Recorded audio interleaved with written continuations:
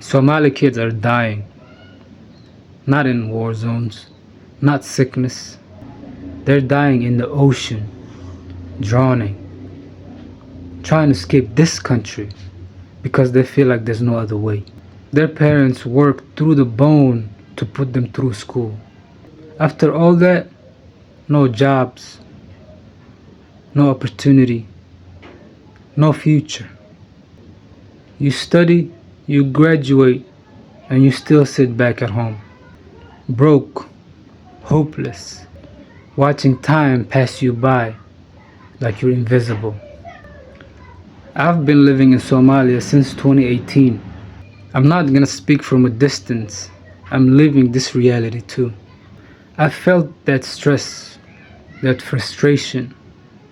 When there's no income coming in, no matter how hard you try, you start making desperate decisions.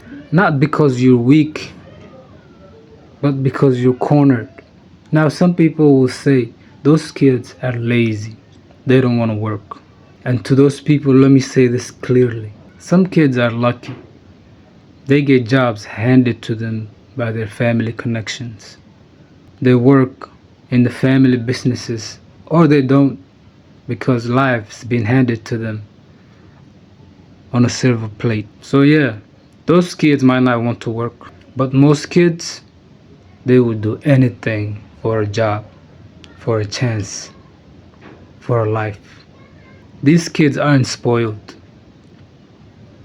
They're struggling and they're tired.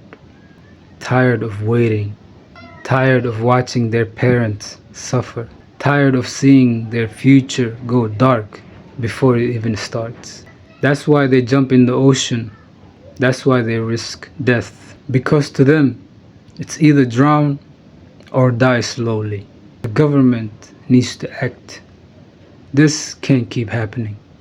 We're losing the next generation, not to war, but to silence. This message is not for likes, not for views, but for the world to hear something real from someone who's still living it.